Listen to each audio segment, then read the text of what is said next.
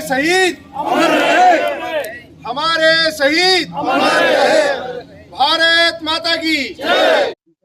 आज आप सबको पता है कि हमारे वीर बहादुर सैनिकों की शहादत दिवस के रूप में आज जो कारगिल का युद्ध था उसको विजय दिवस के रूप में मनाते हैं।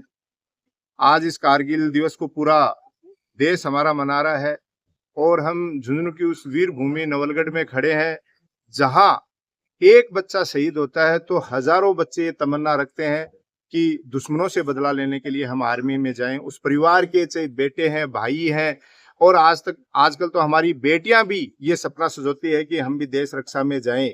आप सब देख रहे हो, पिछले दिनों भी आए दिन चाहे देश में कहीं भी कोई हादसा हो, कोई लड़ाई झगड़ा हो, किसी भी सेक्टर में कहीं भी, तो झुंझुनू जिले का शहादत में योगदान पहले नंबर पे आता है। आज इसको शहीदों की फैक्ट्री के नाम से भी पूरा देश और विश्व में जाना जाता है। तो ऐसे आज हमारे वीर सैनिक जिन्होंने हमारी रक्षा करते हुए अपनी शहादत दी है, उन सभी को हमने श्रद्धा सुमन अर्पित किए हैं, श्रद्धांजलि अर्पित की है।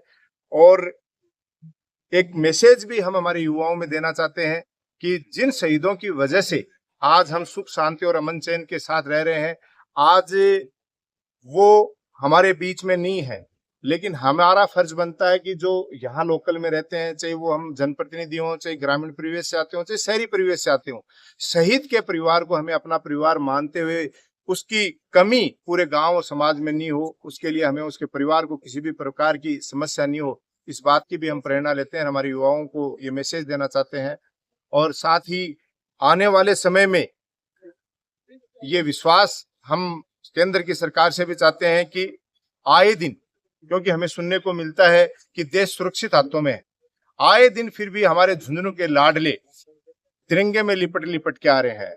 हालांकि हमारा सीना गर्व से चौड़ा तो हो जाता है हमारे वीरों की शहादत पे, लेकिन जिस परिवार पे ये दुखों का पहाड़ टूटता है, हमारे नौनिहाल छोटे छोटे नौजवान ये जा रहे हैं, इसके लिए मैं तो आप लोगों के माध्यम से निवेदन करना चाहूंगा कि केंद्र सरकार को सभी को साथ लेके अगर कहीं कोई कमी चल रही है तो सख्ती के साथ ऐसे दुराचारी लोगों से निपटना चाहिए, चाहे कोई भी हद तक इनके लिए जाना पड़े। शहीद स्मारक पर जो शहीद की विजयपाल जी की मूर्ति है, उस पर आज भी परिवार द्वारा ही लाइट का खर्चा दिया जाता है, न कि यहाँ की मतलब पंचायत या नगर पालिका द्वारा नहीं दिया जाता।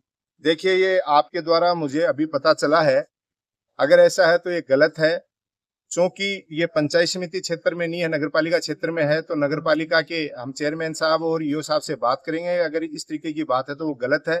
ये लाइट की व्यवस्था हो, चाहे वो शहीद स्मारक हो, क्योंकि शहीद स्मारक अब कोई परिवार की जिम्मेदारी नहीं है, ये हमारी सबकी धरोहर है। शहीद सबके होते हैं, पूरे देश के हैं, चाहे वो नगर पालिका हो, चाहे पंचायत समिति हो, चाहे कोई सरकार हो, ये देश की धरोहर है। ये स्मारक है जो किसी परिवार की नहीं। अगर ऐसा तो गलत है। कारगिल में शहीद हुए विजयपाल जी ढाका के परिवार की 7 महीने से पेंशन बंद है, ऐसी आज अखबार में भी छपी है। उस मामले में आप कहेंगे क्या? लास्ट अक्टूबर में आई थी उनकी पेंशन बंद है उनकी 7 महीने से। बिल्कुल। तो इस मामले में हम लोग भी आज भी झुंझुनू, अभी मैं जा रहा हूँ, आज जिला सैनिक कल्याण अधिकारी मिलेंगे, उनसे बात करेंगे कि किस कारण से ऐसा हो रहा है। अगर जो भी समस्या सामने आ रही है, हमारे स्तर पे अगर कोई मदद की आवश्यकता है, क्योंकि आपको पता है केंद्र सरकार का मामला है, आर्मी का मामला है, तो जिला सैनिक कल्याण अधिकारी ज्यादा अच्छे तरीके से बता सकते हैं।